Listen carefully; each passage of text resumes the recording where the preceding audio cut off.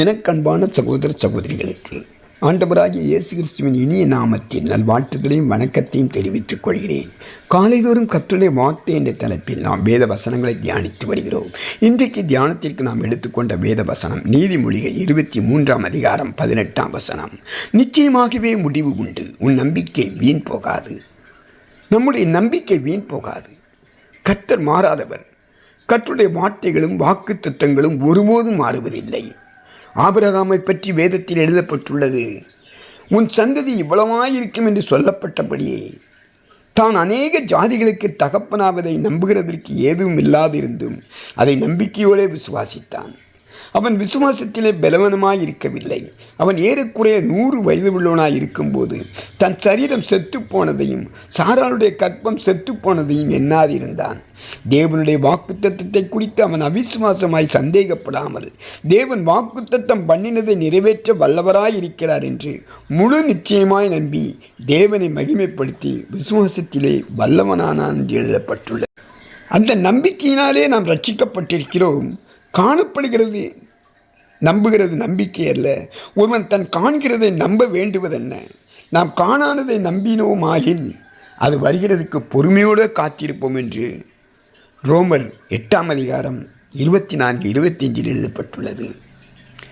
அதே பரிசுத்த பவுல் 2 கொரிந்தியர் 1 அதிகாரத்திலே 9-10 இவ்வாறாக சொல்கிறார், நாங்கள் எங்கள் மேல் நம்பிக்கையாயிராமல் மரித்தோரை எழுப்புகிற தேவன் மேல் இன்னும் இருக்கத்தக்கதாக மரணம் வருமென்று நாங்கள் எங்களுக்குள்ளே நிச்சயித்திருக்கிறோம். அப்படிப்பட்ட மரணத்தினின்றும் அவர் எங்களை தப்புவித்தார், இப்பொழுதும் தப்புவிக்கிறார், இன்னும் தப்புவிப்பார் என்று அவரை நம்பியிருக்கிறோம்.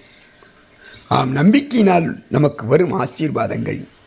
இயேசு கிறிஸ்துவை விசுவாசி. கர்த்தராகிய இயேசு கிறிஸ்துவை விசுவாசி, அப்பொழுது நீயும் உன் வீட்டாரும் ரட்சிக்கப்படுவீர்கள் என்று எழுதப்பட்டுள்ளது. இயேசு கிறிஸ்துவே உண்மையான இரட்சகர். அவர் ஒருவரால் மாத்திரமே இந்த பாவம் நிறைந்த உலகில் ரட்சிப்பை தர முடியும் என்பதை நாம் நம்பும்போது ரட்சிக்கப்படுகிறோம். நம் குடும்பம் முழுவதும் ரட்சிக்க தேவன் வல்லவராயிருக்கிறார். பழைய ஏற்பாட்டு காலத்தில் நோவாவையும் நோவாவின் குடும்பத்தையும் பேழைக்குள் பாதுகாத்த தேவன் இந்த உலகத்தில் பாவத்தில் வாழ்ந்து அழிந்து விடாதபடிக்கு உங்கள் குடும்பம் முழுவதும் கிறிஸ்துவாகிய பேழைக்குள் காக்கப்பட வேண்டுமானால் இயேசுவை விசுவாசியுங்கள். நிச்சயமாகவே குடும்பம் காக்கப்படும்.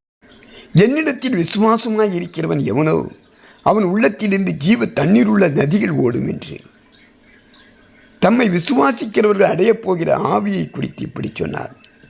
நாம் இயேசுவை நம்பும்போது பெறுகிற ஆசீர்வாதம் அபிஷேகம். இந்த பாவம் நிறைந்த உலகில் பரிசுத்தமாக வாழும்போது மாத்திரமே தேவனுடைய பரிபூர்ண ஆசீர்வாதங்களுக்கு பாத்திரவான்களாய் மாற முடியும். வேதம் சொல்கிறது, அவர் வந்து பாவத்தை குறித்தும் நீதியை குறித்தும் நியாய தீர்ப்பை குறித்தும் உலகத்தை கண்டித்து உணர்த்துவார் என்று. இந்த பரிசுத்த ஆவியானவரை நாம் பெற்றுக்கொள்ளும் போது நம்முடைய நம்பிக்கை வீண் போகாது. நம்பிக்கையோடு கேட்டால் பரிசுத்த ஆவியானவர் நமக்குள் இருந்து பரிசுத்தமாக வாழ்ந்து ஆசீர்வாதங்களை பெற்றுக்கொள்ள முடியும். 3வதாக, விசுவாசமுள்ள ஜெபம் பிணியாளிகளை ரட்சிக்கும். மற்றொரு ஆசீர்வாதம் ஆரோக்கியம். வியாதியினாலே கஷ்டப்பட்டு கொண்டிருந்து நம்பிக்கையோடு இயேசுவை நாம் நோக்கி பார்த்தால் ஆண்டவராக நமக்கு சுகம் கிடைக்கும். நானே உன் பரிகாரியாகிய கர்த்தர் என்று சொல்கிறார். உன் தேவனாகிய கர்த்தரையே சேவிக்க கடவீர்கள்.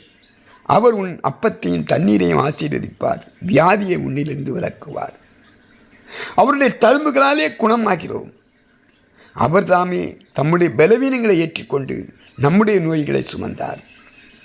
என் கிருபை உனக்கு போதும், பலவீனத்திலே என் பலன் பூரணமாய் விளங்கும். இந்த வாக்குத்தத்த வசனங்களை நாம் சுதந்திரித்துக் கொண்டு அவருடைய கற்பனைகளை கைக்கொண்டு நாம் வாழும் பொழுது நமக்கு தெய்வீக சுகம் கிடைக்கும். நிச்சயமாகவே முடிவு உண்டு. நம்முடைய நம்பிக்கையும் ஒரு நாளும் வீண் போகாது. ஆமேன்.